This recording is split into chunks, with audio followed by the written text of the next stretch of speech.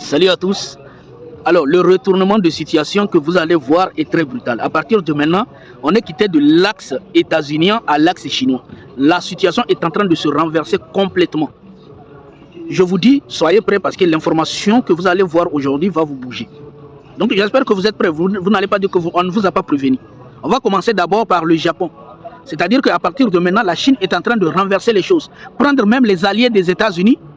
Et actuellement, la Corée du Nord n'est plus un pays isolé. Retenez ça d'abord. La Corée du Nord n'est plus un pays isolé. La Chine est en train d'ouvrir un nouveau monde. Regardez. Le Japon a annoncé, on commence par le Japon. Le Japon a annoncé qu'il achète du pétrole à l'Iran en utilisant le yuan chinois. La domination américaine touche peu à peu à sa fin. Là, c'est vraiment la fin du pétrole, le début de la fin du pétrodollar, les gars. Parce que le Japon décide, il dit actuellement qu'il est prêt à acheter son pétrole à l'Iran en yuan, parce que c'est le yuan que l'Iran est en train d'exiger. Et à partir de maintenant, le Japon décide qu'il va utiliser le yuan et non le dollar pour acheter ses pétroles. Regardez, c'est la plus grande défaite stratégique des États-Unis. La Chine impose en douceur sa monnaie dans les transactions internationales au nez et à la barbe des États-Unis. La domination du dollar touche irréversiblement à sa fin. La domination du dollar touche irréversiblement à sa fin. Avant de continuer, petite parenthèse, les amis, j'ai créé une nouvelle chaîne qu'on appelle Angle d'Afrique. C'est une chaîne dédiée uniquement pour le décryptage de l'actualité africaine uniquement. Donc je vous invite vraiment à aller vous abonner sur cette chaîne-là, c'est très important. Je vais envoyer du lourd sur ça. Maintenant que c'est dit, on continue. Là, nous sommes sur des Jérusalem Post. Le média israélien nous dit l'IDF a reconnu une pénurie critique de 9000 soldats de combat au sol et a averti que ce déficit pourrait atteindre 17 000 d'ici la fin de l'année, à moins que des mesures législatives d'urgence ne soient adoptées. Pendant qu'eux, ils sont en train de parler de pénurie critique de soldats, on a déjà vu l'Iran, il y a plus de 17 millions d'Iraniens qui se sont présentés et sont prêts à s'engager pour aller défendre l'Iran. 17 millions. Là, on nous parle même du déficit. Ces gens-là, ils ne vont rien comprendre. Maintenant, regardez pour le Donald Trump. Je vous dis, Donald Trump, il n'est pas là pour rester. C'est bientôt la fin pour Donald Trump. Il y a des gens qui ne croient pas, mais vous allez croire. Quand ça va commencer par être sérieux, vous allez comprendre. Trump, là, nous sommes sur RT. Hein. RT, le média russe, RT, qui nous dit Trump sera mis en accusation avant cette période, l'année prochaine, ou même cette période-là. Le correspondant, là, on cite qui? Le correspondant en chef de la Maison Blanche, Simon Seba, prédit le pire pour le président américain. Il prédit le pire pour le président américain et il dit il ne s'en remettra pas. Cela n'ira qu'empirant. Regardez, nous sommes sur des Jérusalem Post. Que nous dit des Jérusalem Post? Le conflit en cours au Moyen-Orient a fait plonger les relations israélo-européennes à de nouveaux bas. C'est-à-dire c'est fini. Israël en Europe, je vous dis l'influence d'Israël, c'est fini à partir de maintenant. À de nouveaux bas alors que l'Espagne et la France continuent de s'opposer à Israël. C'est bientôt la fin. C'est bientôt la fin. Nous avons vu que l'Espagne, il est allé jusqu'à fermer définitivement son ambassade en Israël. Et qu'est-ce qu'il a fait? Il est allé ouvrir son ambassade où? À Téhéran. Au lieu d'ouvrir une ambassade, Israël qui a dit Palestine n'existe plus. On a ouvert ambassade en Palestine, en Espagne. Je vous dis, ça sera brutal. Le retournement de situation, vous allez voir. Les rapports du Pentagone sont sans appel. Les stocks de missiles intercepteurs américains et israéliens s'épuisent à vitesse alarmante. 1 milliard de dollars par jour engloutis aux arsenaux au bord du vide. Pendant que l'Iran, lui, n'a pas encore sorti ses cartes maîtresses. L'Iran n'a même pas encore enlevé ses cartes maîtresses. Eux, ils sont déjà épuisés. On continue. La bonne actualité. Là, nous sommes sur LCI. Qu'est-ce que LCI nous dit? LCI, qu'est-ce que tu nous dis? Il est clairement déséquilibré. Un ex-patron de la CIA, appelle à destituer Donald Trump. Là, on a vu qui? On a vu le chef, là, regardez, on a vu qui? Le correspondant en chef de la Maison Blanche qui a dit Donald Trump ne va pas durer au pouvoir. Là, nous sommes avec l'ex-patron de la CIA. C'est-à-dire, ce n'est pas des personnes de basse classe, hein, c'est des personnes les plus importantes. C'est eux qui disent il faut destituer Donald Trump. Ce n'est pas fini. Regardez, quand je vous dis c'est un détournement de situation pas possible en faveur de la Chine, c'est la fin pour les États-Unis. Tous leurs alliés sont en train de se retourner contre eux. Et regardez, Regardez, nous sommes sur l'Express, je vous en prie, l'Express, retenez, nous sommes sur l'Express les gars. Et que nous dit l'Express? Selon les fondateurs du baromètre arabe, les populations au Moyen-Orient se sont retournées contre l'Amérique alors que le grand rival chinois y est de plus en plus populaire. La situation est en train de se renverser, non? Pendant que les États-Unis deviennent impopulaires dans les pays du Moyen-Orient, la Chine est en train de devenir de plus en plus populaire. Là, nous sommes sur l'Express. Selon les fondateurs du baromètre arabe, les populations au Moyen-Orient se sont retournées contre les États-Unis d'Amérique, alors que son rival, le rival chinois, y est de plus en plus populaire. C'est la fin pour les États-Unis. Et vous allez comprendre, ce n'est que le début. Hein. Si vous pensez que ce n'est que le début, soyez calme. Ça vient. Regardez. Ça, c'est la confirmation encore. Nous sommes sur le Figaro. Un ex-directeur de la CIA appelle à la destitution de Donald Trump. Confirmation. Continuons. Bloomberg. Que nous dit Bloomberg? L'Iran a déclaré qu'il ciblerait tous les ports situés dans le golfe Persique et à proximité si ces hubs maritimes étaient menacés, accusant le bras de fer concernant le détroit d'Ormuz après l'annonce du président des États-Unis de plan pour le blocus des navires à Téhéran. Les gars, regardez encore. La menace est de taille, les gars. Je vous dis, l'Iran a acquis une confiance en soi qui défie toutes les logiques. C'est-à-dire, l'Iran, actuellement, a une confiance en soi qui défie tout. Regardez, les gardiens de la révolution iranienne avertissent qu'ils révéleront. Regardez, là, je vous ai montré où on nous parle des arsenaux américains qui sont en train de s'épuiser. Américains et israéliens qui sont à court d'arsenal militaire. Et là, regardez ce qu'on nous dit. Les gardiens de la révolution iranienne avertissent qu'ils révéleront des armes et des capacités militaires dont l'ennemi n'a pas encore conception. Si la guerre se reprend. Si la guerre reprend, nous allons révéler des armes et des capacités dont l'ennemi n'a même aucune idée. Je vous ai dit, c'est très simple.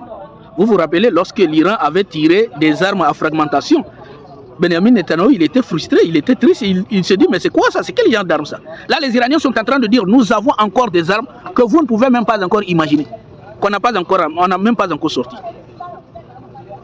C'est-à-dire nous avons encore des armes, des capacités à notre possession qu'on n'a même pas, que vous n'avez même pas encore vu, vous n'avez même pas idée. On continue. Bloomberg. Regardez très bien. Là, nous sommes sur Bloomberg encore. Bloomberg, c'est quoi d'abord? C'est un média américain. Donc là, personne va nous dire que non, on est en train de... Non, c'est un média américain. C'est pour cela, moi, je donne mes sources. Je donne les sources parce que c'est important. Comme ça, c'est pas... Bloomberg, les gars. Et qu'est-ce que Bloomberg nous dit? Média américain. Tu ne peux pas être plus américain que ça. Donc si peut-être je parlais, les gens allaient dire, oh, tu n'aimes pas... Tu ne peux pas être plus américain. Regardez ce que Bloomberg nous dit. Un accélérant du déclin de l'Amérique. Un accélérant du déclin de l'Amérique en tant que superpuissance. Les anciens alliés chercheraient ailleurs leur sécurité, tandis que les adversaires reculent et recalculent le bon moment pour défier Washington de front. On nous dit un accélérant du déclin américain en tant que superpuissance. Et qu'est-ce qu'on nous dit? Les anciens alliés chercheront ailleurs leur sécurité. Les anciens alliés chercheront ailleurs leur sécurité. Personne n'a confiance à la sécurité de l'Iran et des États-Unis. Personne n'a confiance que les États-Unis vont les protéger. Personne. C'est fini à partir de maintenant. On a compris la faiblesse des États-Unis. Et la vidéo que je vous ai montrée avant-hier, qu'est-ce que ça dit? Hier, avant-hier, la vidéo, là. Mark Carney. Qu'est-ce que Mark Carney a dit? Il a dit 70% du budget militaire canadien était acheté en armes américaines. Il a dit c'est fini à partir de maintenant. À partir de maintenant, c'est fini. 70% de notre budget qu'on prenait pour acheter des armes américaines, c'est fini. Mark Carney. C'est Mark Carney qui a dit ça. Je vous ai montré ça avec des preuves. Je vous ai montré ça. Vous n'allez pas me dire que je ne vous ai pas montré. Si quelqu'un me dit dans les commentaires, moi je n'ai pas vu, dans la vidéo prochaine, je vous le mets. Parce que je vous ai montré ça. Mark Carney a dit 70% du budget militaire canadien était acheté en armes américaines. Il a dit à partir de maintenant, c'est fini. Pourquoi? Parce qu'ils ont compris que les armes américaines ne peuvent même pas protéger les Américains. On a vu au Moyen-Orient ce qui s'est passé. On a vu dans cette guerre ce qui s'est passé. Les armes et les systèmes de défense soi-disant américains, tout le monde a vu que ça ne vaut rien. Et là, Bloomberg nous dit cette guerre, au fait, est un accélérant du déclin de l'Amérique en tant que superpuissance. Les anciens alliés chercheront leur sécurité ailleurs. Regardez, ça commence. Mais ça commence par qui? Ça commence par le Premier ministre espagnol. Regardez, nous sommes sur le Figaro. Le Premier ministre espagnol, Pedro Sánchez, entame lundi une visite de 3 jours en Chine afin de renforcer les liens commerciaux avec la deuxième puissance économique, avec la deuxième économie mondiale. Pedro Sánchez est en train de retourner vers la Chine. On a vu le Japon. On a vu maintenant, on nous dit que les pays arabes se retournent vers la Chine. Continuons. Cette situation-là, nous sommes sur le Parisien. Nous sommes sur le Parisien. Cette situation est intenable. Le Premier ministre espagnol Pedro Sánchez appelle la Chine à s'ouvrir à l'Europe. C'est la fin de la domination américaine. C'est la fin. Mais à partir de maintenant, tout va aller rapidement. Hein. Donc vous avez intérêt à suivre l'actualité constamment parce que tout risque d'aller rapidement. On nous dit, le Premier ministre espagnol Pedro Sánchez appelle la Chine à s'ouvrir à l'Europe. Chine, maintenant c'est avec toi on veut travailler. Ouvre-toi à nous. Laisse-nous coopérer avec toi. Laisse-nous travailler avec toi. Et maintenant regardez ce qu'on nous dit. Les Espagnols sont en tête de la charge pour l'Europe. C'est-à-dire la Chine est en train de désigner maintenant l'Espagne comme étant le nouveau Bruxelles. Avant c'était Bruxelles pour les États-Unis. Bruxelles que les États-Unis utilisaient en Europe pour dominer, pour influencer leur domination en Europe. Là, c'est la chance pour l'Espagne. Les Espagnols, là, nous sommes sur Politico. Politico. Les Espagnols sont en tête de la charge pour une Europe plus forte et indépendante face à la méfiance généralisée envers l'Amérique de Donald Trump. Face à la méfiance généralisée. C'est-à-dire que il y a une méfiance généralisée en Europe face vis-à-vis de l'Amérique aujourd'hui. Qui prend le camp? C'est la Chine. On est en train de voir comment la Chine n'a pas besoin de faire du bruit comme les Américains. Non. C'est-à-dire que la nouvelle alternative, c'est obligatoirement la Chine. Tout le monde le sait. Et vous allez voir, la puissance de la Chine ne fera que se renforcer. Regardons, on continue. Le dirigeant nord-coréen, je vous ai dit, à partir de maintenant, ne dites plus que la Corée du Nord est un pays isolé. C'est fini. À partir de maintenant, c'est fini. Il y a un nouveau monde qui est en train de s'ouvrir avec le soutien de... Il y a un monde multipolaire. Là, nous sommes sur The Washington Times. The Washington Times nous dit, le dirigeant nord-coréen Kim soutient l'élan de la Chine pour un monde multipolaire lors de l'entretien avec le ministre des Affaires étrangères. Parce qu'ils ont compris. Tout le monde a compris actuellement. En tout cas, je pense que tous ceux qui m'écoutent, en tout cas, ceux qui suivent mon média actuellement, l'angle de la vérité, et qui suivront également l'angle d'Afrique, comprendront les vraies informations, parce que je me chargerai de vous les fournir. Ça, c'est la mission que je me suis donnée. Je tiens à rappeler que je ne gagne rien. Hein. Jusqu'à là, je ne gagne rien, mais ça me plaît de vous informer. Parce que l'information, ça a toujours été ma passion. J'adore m'informer, j'adore lire les informations, les journaux, j'ai toujours lu. Même avant Internet, je lisais les journaux, donc j'ai pris ce plaisir-là de continuer à lire. Je me suis dit, puisque j'ai la passion de lire les médias, les journaux, ben, ça serait bien de le partager avec les gens. C'est ce que je fais. Nous, on nous dit encore, nous sommes sur le Parisien, les gars. Nous sommes sur le Parisien qui nous dit, États-Unis, pourquoi des milliers de fonctionnaires de la sécurité intérieure craignent de ne pas être payés? C'est presque la comédie. Hein? Pourquoi des milliers de fonctionnaires de la sécurité intérieure? Je pense que normalement c'est eux qui devraient être payés premièrement, non? On parle de sécurité intérieure. Parce que la sécurité dépend d'eux, au fait. La sécurité de la nation, ça dépend de ces gens-là. Donc même si eux, ils craignent de ne pas être payés, les gars, ça veut dire que le pays va très très mal. Je tiens à vous rappeler encore une fois, rappelons-nous, c'est parce que les États-Unis manquent d'argent que Donald Trump est venu pour essayer de réguler les choses. Avec son Elon Musk et tous ces droits de douane que nous avons vus, Elon Musk, il a commencé par faire démissionner des milliers de personnes dans l'intention d'économiser de l'argent. Et là, qu'est-ce que Donald Trump fait? Il vient de déclencher une guerre qui est en train de coûter encore plus d'argent aux États-Unis. Et vous savez c'est quoi le plan de Donald Trump? Donald Trump dit qu'on devrait enlever dans le budget de l'éducation et le budget, c'est-à-dire de la santé américaine, pour financer la guerre. C'est incroyable, non? Donc là, on a des fonctionnaires de la sécurité qui se demandent, mais est-ce qu'on va nous payer? Ils ont peur de ne pas être payés. Ils craignent de ne plus être payés. Vous pensez que ce pays va tenir pendant combien de temps? Continuons avec moi l'actualité. La Chine prône une coordination renforcée avec la Corée du Nord. Je vous ai dit, c'est fini à partir de maintenant. Là, nous sommes sur RFI. La Chine prône une coordination renforcée avec la Corée du Nord. À partir de maintenant, la Corée du Nord n'est plus isolée. Il faudra coopérer avec la Corée du Nord sur le plan international. Parce que le nouveau chef, il est là, c'est la Chine. Et la Chine dit, les gars, on est sur RFI. La Chine prône une coordination renforcée avec la Corée du Nord sur les questions internationales. La Corée du Nord n'est plus un pays isolé. Retenez-le. C'est fini. Il y a un nouveau monde qui se redessine. Et c'est les États-Unis qui sont en train de s'isoler un peu. Parce qu'ils sont en train de perdre tous leurs amis. Qui sont en train de se tourner maintenant vers la Chine. Et vous allez voir, le problème avec... Vous savez, le déclin, c'est quoi? C'est quand ça commence, c'est très brutal. Et vous allez voir, ça serait, je vous dis, le retournement de situation sera très brutal pour les Américains. Continuons. Là, on nous dit, la Chine agit pour couronner. On vous a déjà parlé. Le nouveau Bruxelles, on est quitté de Bruxelles pour les Américains, c'est-à-dire utiliser Bruxelles pour instaurer la domination américaine sur l'Europe. Là, la Chine est en train d'utiliser qui? L'Espagne.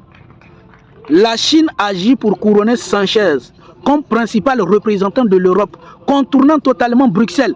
Pékin confirme sa 4e visite de haut niveau en 4 ans, choisissant personnellement le Premier ministre espagnol comme voix de facto de l'UE.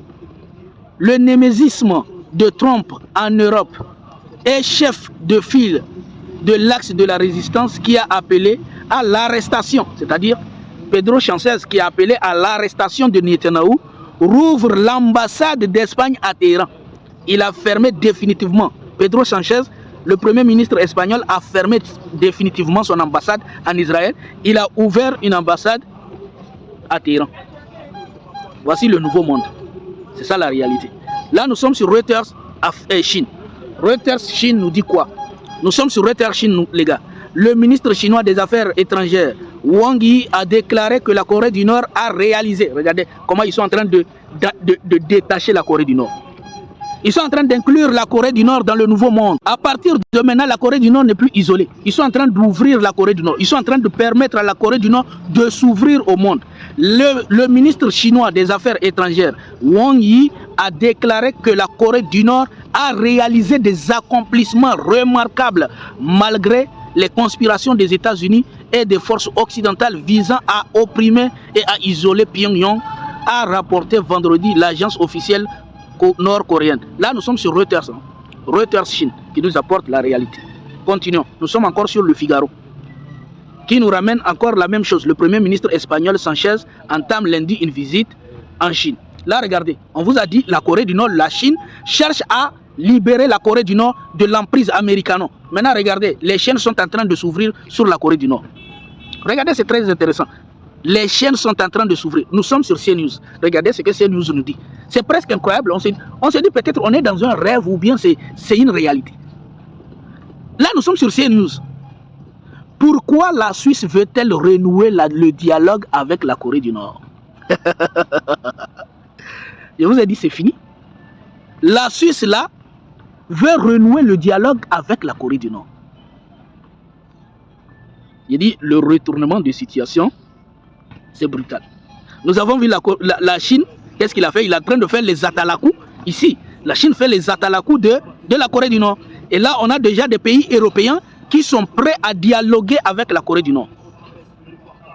Dont la Suisse, qui est prêt actuellement. Et vous savez, ça va s'enchaîner tout simplement. Tout va s'enchaîner rapidement. Je vous ai dit, on est en train de vivre une situation exceptionnelle. Le monde actuellement dans lequel nous vivons, nous sommes en train de vivre une situation exceptionnelle. Regardez, nous sommes sur Le Point, qui nous dit à rebours des clichés. Un livre, là qu'est-ce qu'on nous dit les gars? À rebours des clichés. On nous dit, un livre éclaire la Corée du Nord a révélé surtout les angles morts d'un Occident convaincu de sa supériorité. Les angles morts d'un Occident convaincu de sa supériorité. La Corée du Nord a montré les angles morts d'un Occident convaincu de sa supériorité. Ce que les Occidentaux n'ont pas vu quand ils prétendent être une superpuissance, des supérieurs, etc. La Corée du Nord révèle les angles morts. Continuons. Avertissement. Là, ça devient intéressant.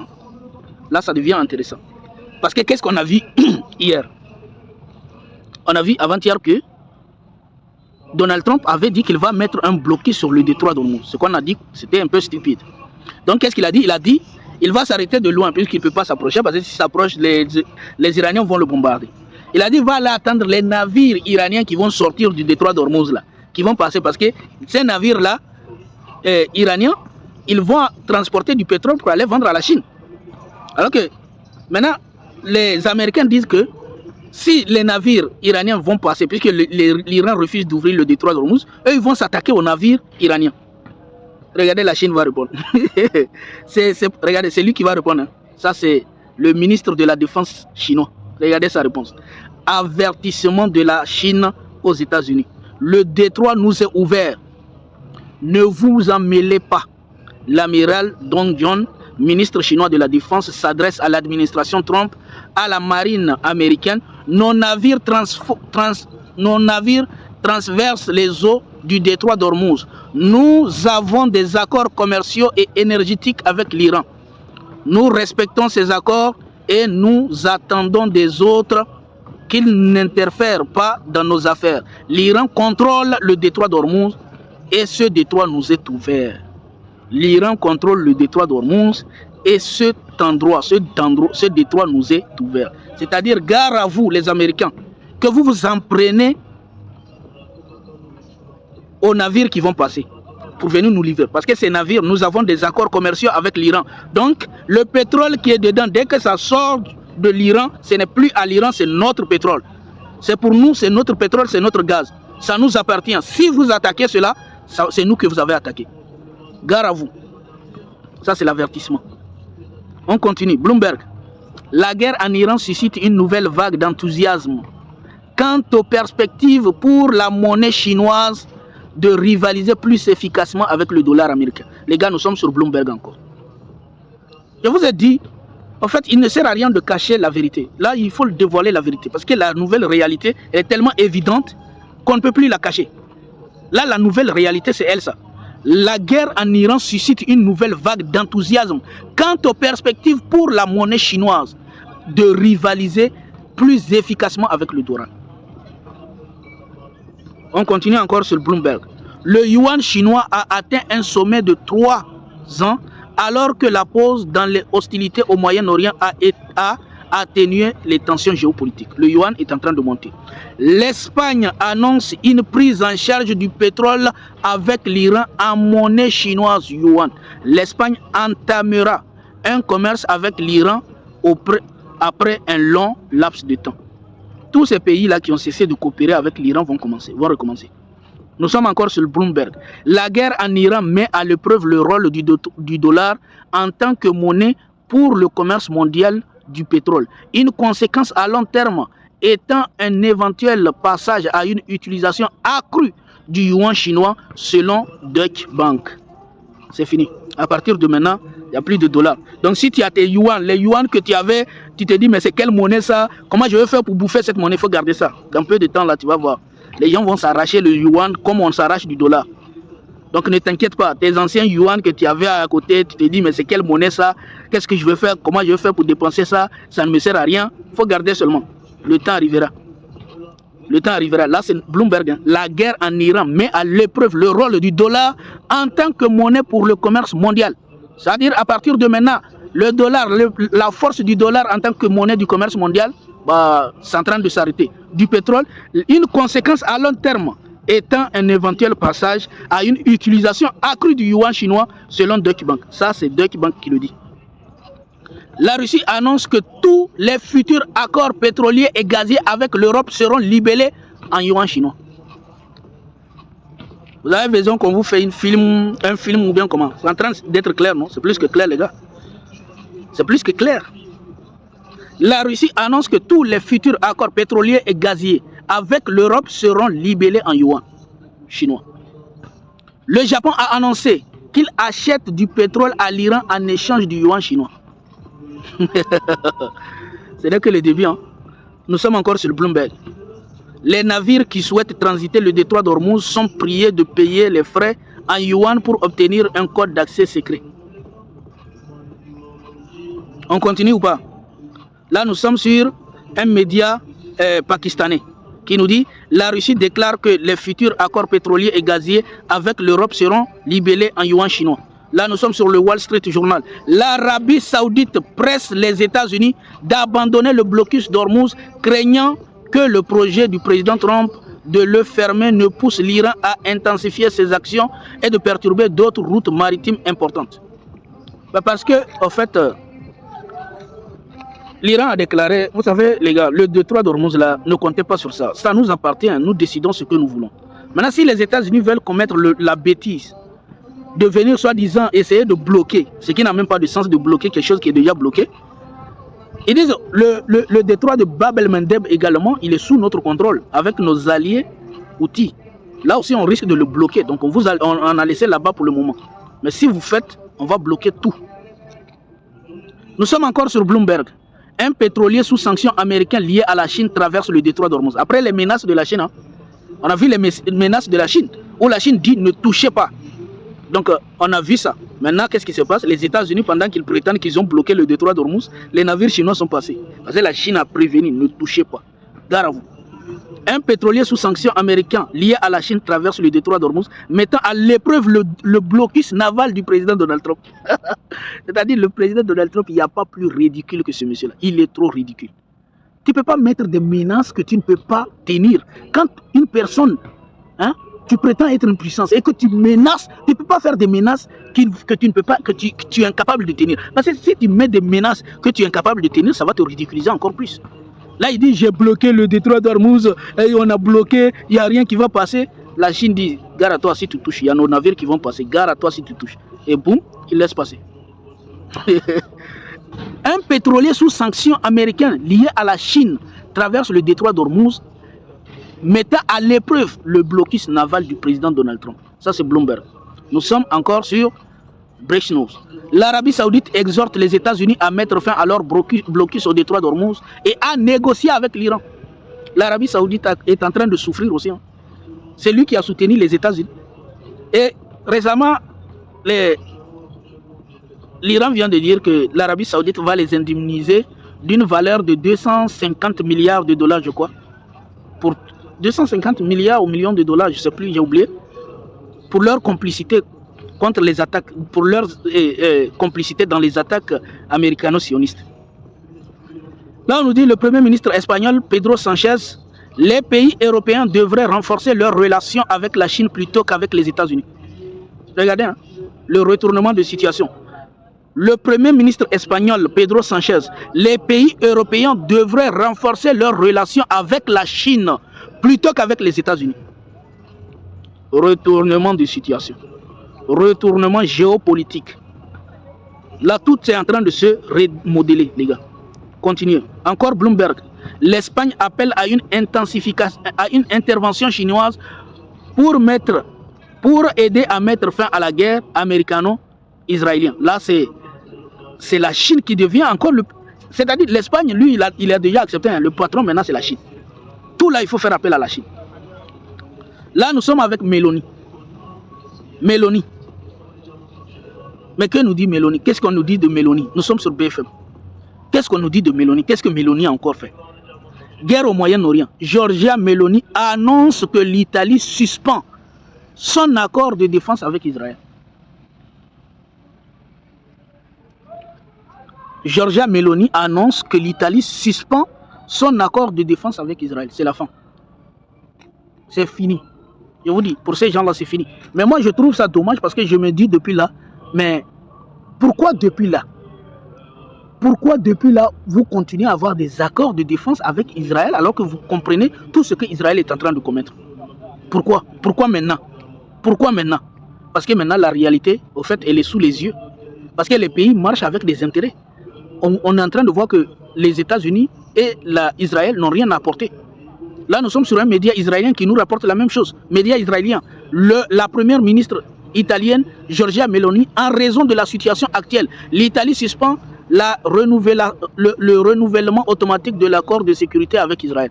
Nous sommes sur Bloomberg encore qui nous rapporte la même information. Là, nous sommes avec l'opposant. C'est l'ex-premier ministre israélien qui nous dit la décision de l'Italie de suspendre l'accord de coopération sécuritaire avec Israël est un échec embarrassant supplémentaire du Premier ministre et du ministre des Affaires étrangères. Un accord embarrassant supplémentaire. Là, nous sommes encore sur BFM qui nous dit ils ont bravé le blocus. Au moins 2 navires en provenance de l'Iran ont traversé le détroit d'Ormuz malgré les menaces américaines. Les États-Unis sont ridicules, je vous dis. Quand l'Iran a dit il n'y a personne qui passe, il n'y a personne qui est passé. Sauf sous autorisation. Là, les États-Unis disent il n'y a personne qui passe et puis les gens sont en train de passer. Et là, même les médias de propagande européens disent ils ont bravé le blocus. Au moins 2 navires en provenance d'Iran ont traversé le détroit d'Ormuz malgré les menaces américaines. Les États-Unis ne peuvent pas contrôler le détroit d'Ormuz. Déjà, les Iraniens ont dit. Vous dites que vous allez faire un blocus, mais approchez-vous. Approchez vos navires. Hein? Vous voulez faire un blocage, vous n'êtes pas là. Pour faire un blocage, il faut s'approcher. C'est-à-dire, approchez-vous pour faire le blocage. Si vous vous approchez en bombardant, on vous détruit tout simplement. Toi, tu ne peux même pas t'approcher, tu dis que tu vas faire blocage. Ton blocage là même, comment tu vas faire ça? Un peu plus, et regardez, hein, quand je vous dis, ils disent qu'ils ne sont pas là, et ils veulent faire blocage. Regardez ce que l'Iran a écrit. Regardez ce que les Iraniens disent. Regardez, là nous sommes sur l'ambassade, l'Iran, le consulat iranien. Regardez ce que le consulat iranien dit. Il répond, il dit, le détroit d'Ormuz n'est pas un réseau social. Si quelqu'un vous bloque, vous ne pouvez pas simplement le bloquer en retour.